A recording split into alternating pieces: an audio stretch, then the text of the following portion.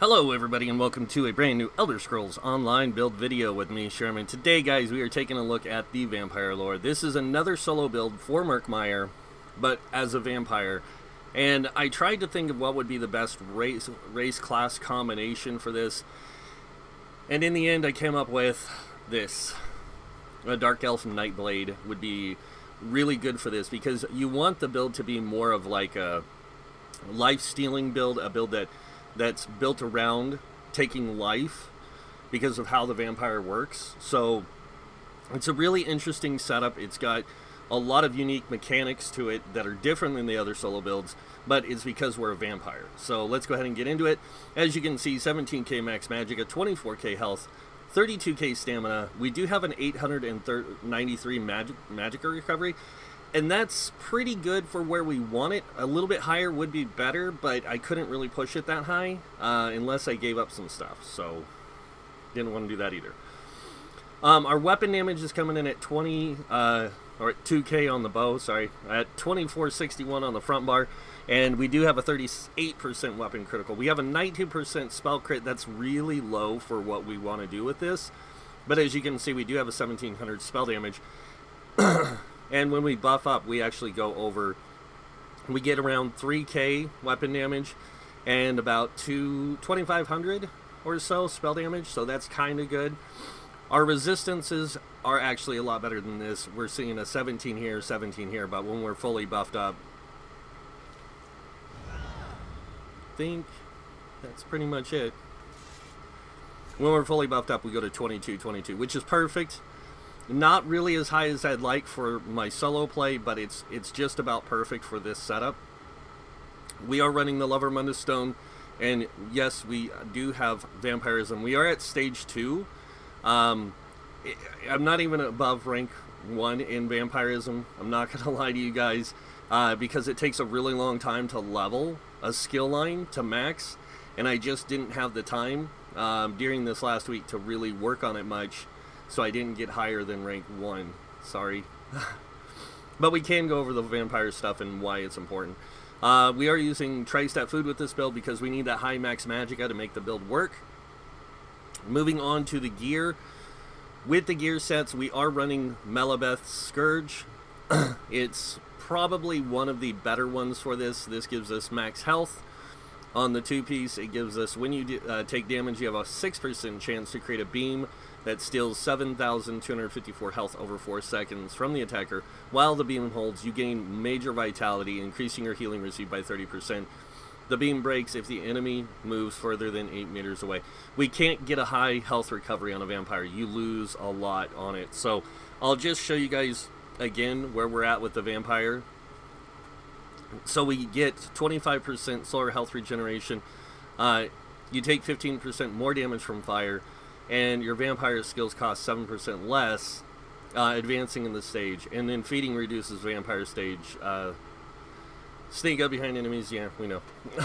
So, not a whole lot with that, but this really does help with that 30% healing received because we don't have a lot of health recovery on this build. So it's kind of nice to get a lot of healing received. The next set we're running is Hunting's Rage for the 2 things of weapon crit, the max stam and extra weapon damage. And then the last set we're running is the Vampire Cloak set. This is a drop set in the Overland. As you can see, it gives you max health, spell damage, max health, and then minor protection at all times, reducing incoming damage by 8%. This is actually really good for this build because vampires take so much fire damage, and in some cases you get hit by a lot of fire damage. So this really helps you with that 8% damage reduction, and it's up all the time. So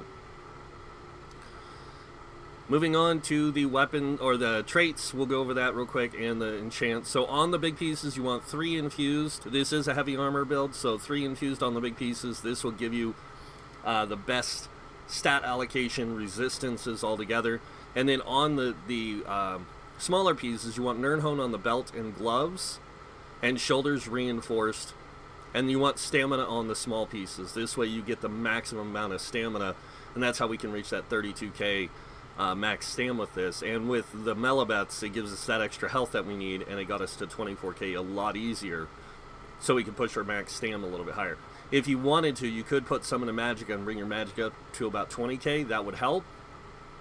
But spell damage will help a little bit better for this. So on the jewelry, we are running 2 weapon damage with an infused magic recovery. These are both robust, by the way, max stam, because we get health so easily from other things that we just need the stam on this.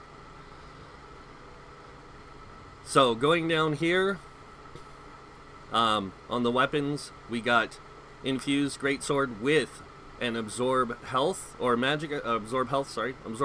enchant. This will give us some more ways of getting health to us. It also does magic damage, which is really good. And then on the back bar, we have an infused weapon damage enchant on an infused bow. So both Vampire Cloak and the jewelry's Vampire Cloak. Then we have the Huntings here with the Melibeths. This comes out to be the best way. Also, tripods and the tri-food are going to be your best options for this, because the tripods are going to give you magic recovery and stam recovery. It's not going to boost your stam recovery really high, but that little bit of stam that it does give you with your heavy attacks does help out a lot. So,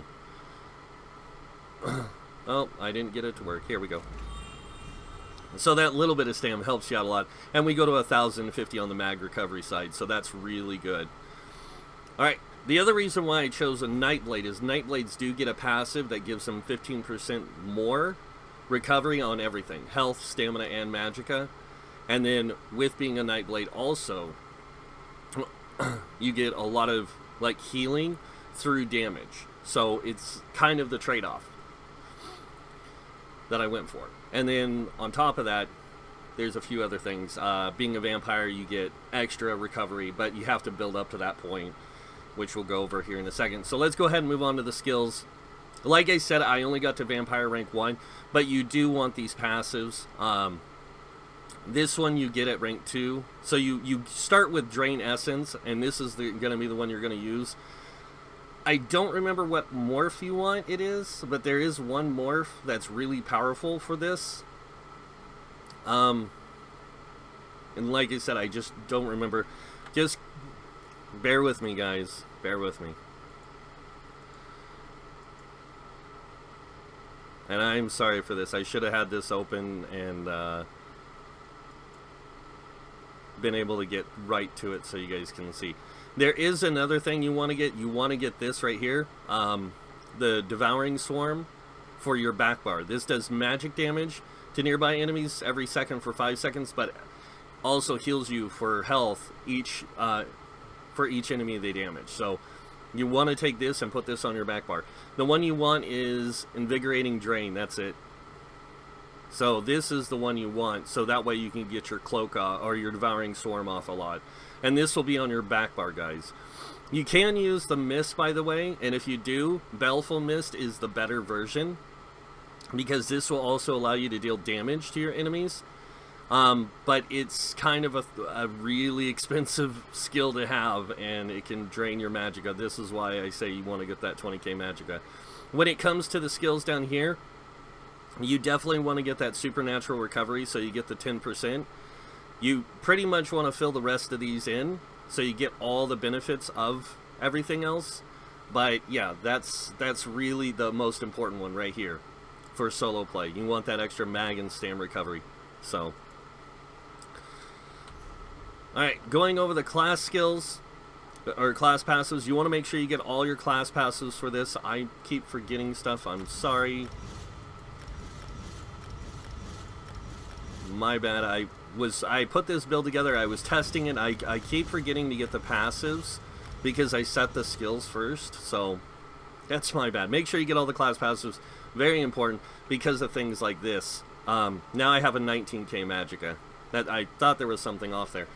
But like I said, you can adjust the stamina to give you a little bit more magicka, and it's really easy to get it there with a Dark Elf.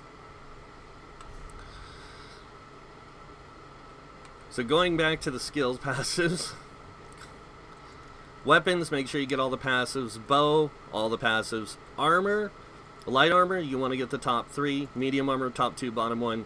And heavy armor, you want all of them. On to World, Soul Magic, top 2, Vampire, all your Vampire passives. Don't pass any of them up because you're a vampire. Why would you? And make sure you have the Drain Essence. This is an awesome ability, guys.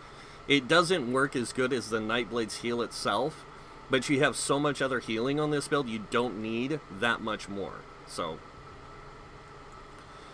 Fighters Guild, you want to make sure you get all the passives. You do have the Evil Hunter here. And honestly, if you can go with the Tooth Row and the Mages Guild setup with Inner Light. You can go with that. So you get the Evil Hunter, basically the Major Savagery for free without slotting anything. But then the Mage's skill line, you get the Inner Light or the Mage Light with the 5% max magicka from Inner Light.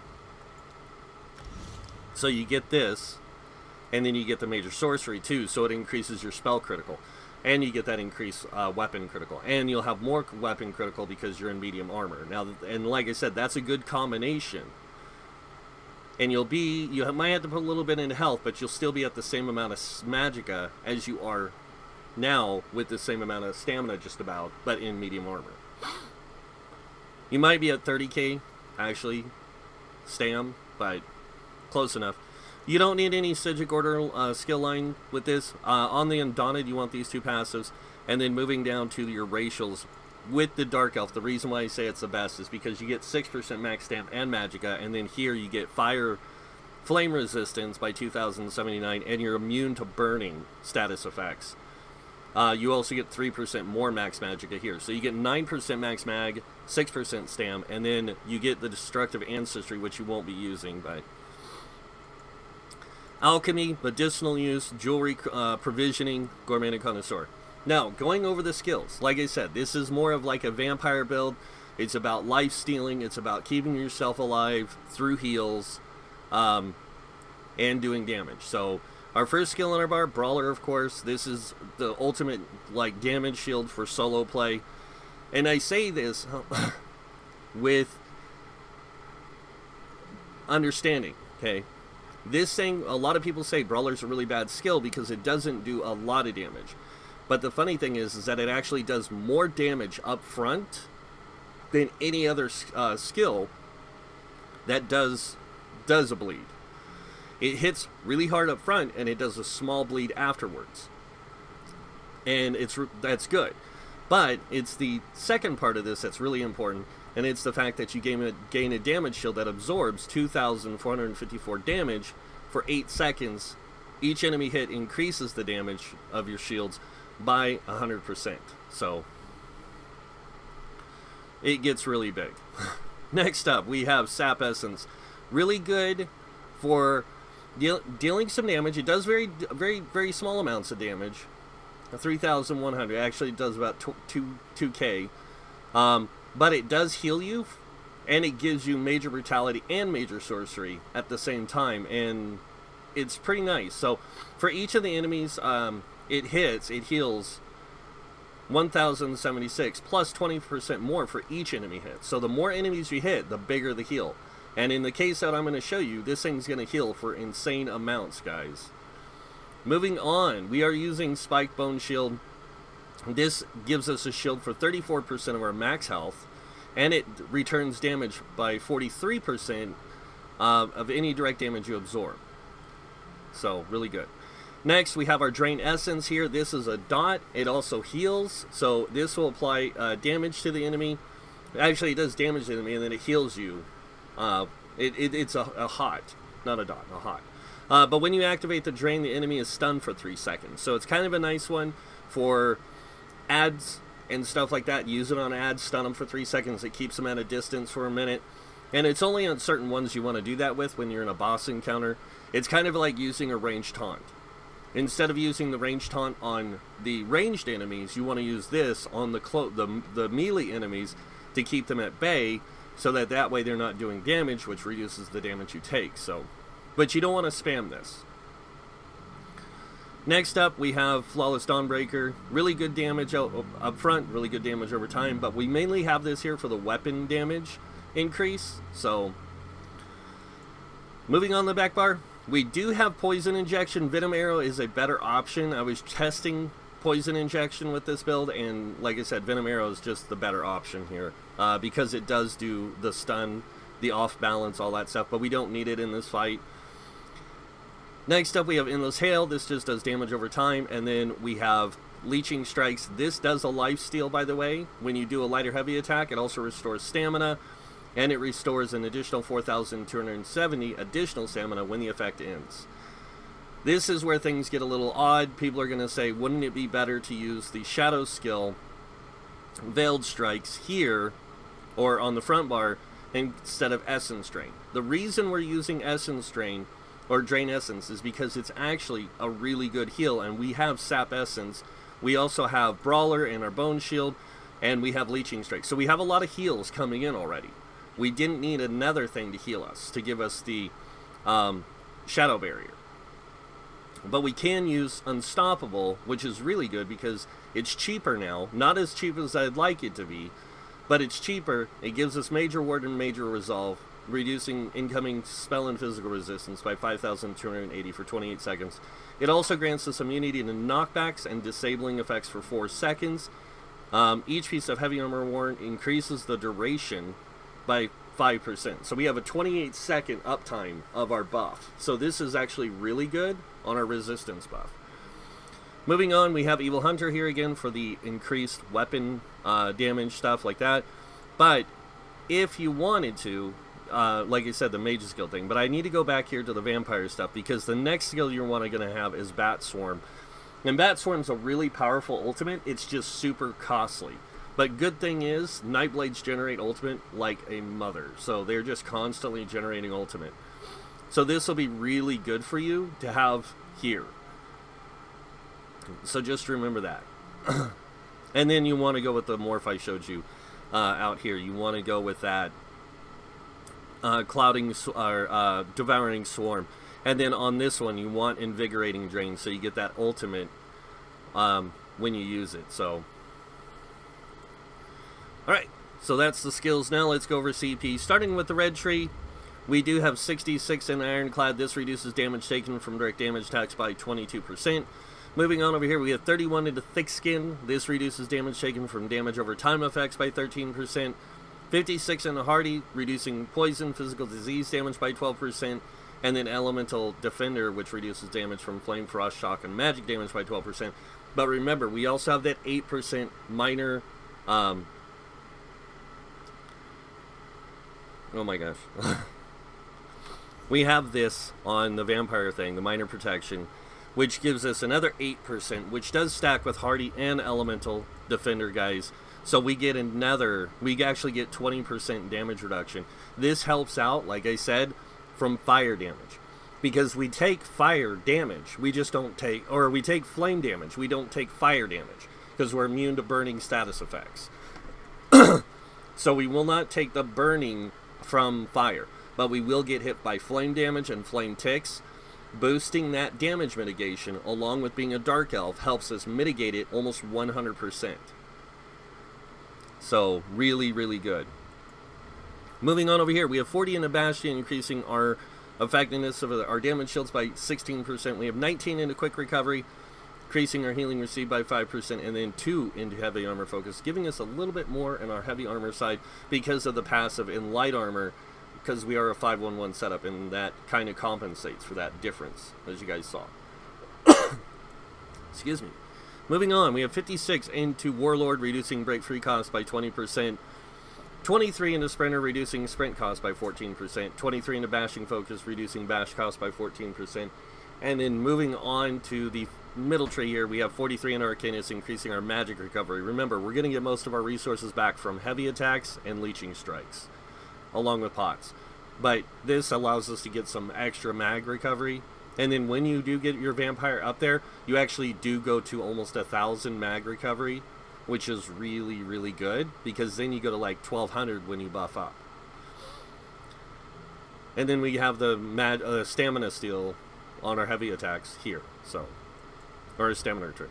We have 56 in a Tumbling, reducing our dodge roll by 20%, and 26 in a Shadow Word, reducing our block cost by 11%. Moving on over here, we have 43 into Blessed, increasing our healing done by 10%. 23 into Elfborn, increasing our critical hit damage and healing done by 10%. 43 into Elemental Expert, increasing Flame Frost, Shock, and magic damage by 10%. And 8 into Spell Erosion, giving us some extra spell pin, along with the Lover Mundus Stone. Moving on, we have 16 into Physical Weapon Expert. This increases our heavy attacks and light attacks by 10% with all stamina-based weapons, so really good. And then 40 in the Master Arms, increasing our direct damage done with direct damage attacks by 16%. 23 into Thaumaturge, this increases damage done with damage over time effects by 10%. 23 into Precise Strikes, increasing critical hit heals and of our stamina abilities and critical damage by 10%. And then 43 into Mighty with another 8 into Piercing. That 43 into Mighty gives us physical poison disease damage by 10%, and then 8 into Mighty, or Piercing, sorry, oh my god, increasing our physical pin by 811. Again, all together, because of using the Lover Mundus Stone, which, by the way, doesn't give us a lot, it does put us up to almost 4k penetration, so, or, yeah, 4k penetration, which is really nice. Alright, so maybe I should show this build off a little bit before I start bragging a little bit more about it, because it's not awesome right now because I don't have the vampire stuff. I did do the test a while ago with this build, because I was going to make a vampire kind of character, tank kind of character, and I know Drain Essence is a targeted one, and then you have to hold it, but as you can see, it does do a decent amount of damage, not crazy, so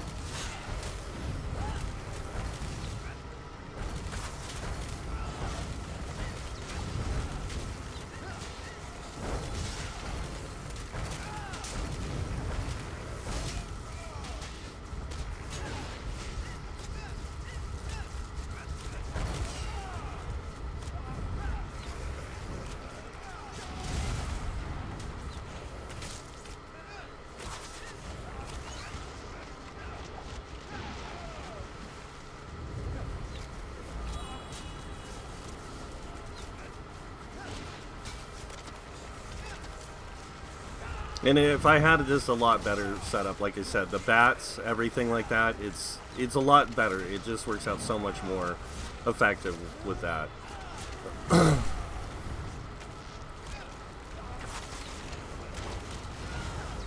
And if you wanted to, technically, you could go with the, like I said, the, gosh, I can't think of the skill, the Shadow Cloak, Dark Cloak ability to get the heals and everything. You can go with that, but this just, I just like the setup. I think it works out really well.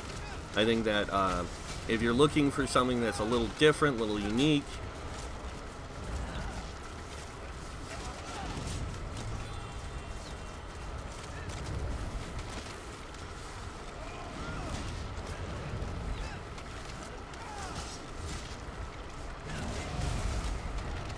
and that's the build. I mean, this thing's so buggy right now, this world boss.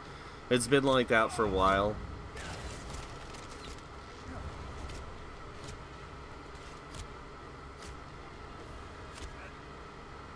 But if you did use Dark Cloak, it would heal you for more. Not gonna lie about that. That's the truth. But I like the Drain Essence. I think it adds something unique to the build.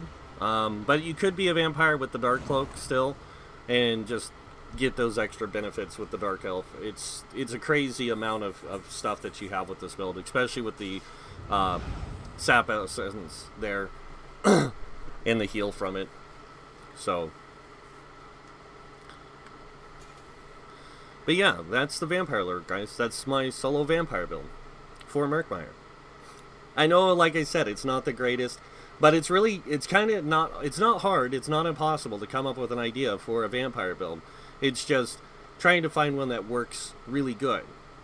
And Bat Swarm, like, without having the skill line unlocked, I can't really show you how effective it truly is, because it is a lot more effective than it looks.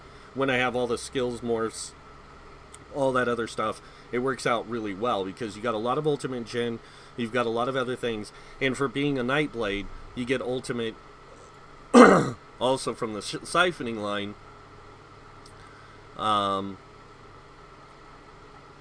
Yeah, right here, Catalyst, you get 20 ultimate, and then from transfer, casting and siphoning ability generates 2 ultimate every 4 seconds.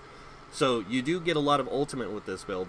That's why we want to use that Bat Swarm on the back bar, is because it does a lot of AoE damage around us, and it heals us while it's doing that damage. And you can almost have it up 100%, even at 256, because of how much ultimate you generate with this build. So, because you're casting leeching strikes, and you're casting this almost every 4 seconds. So in some cases you're casting this 2 or 3 times because of the damage it does. But yeah, that is pretty much it for the Vampire Lord, guys. I hope you like it. If you do, you know what to do. Hit that like button. If you guys want to see more builds by me, you can hit that subscribe button. Other than that, I want to thank you all for watching. Until next time, have a wonderful day, and this guy might see you in game. Bye.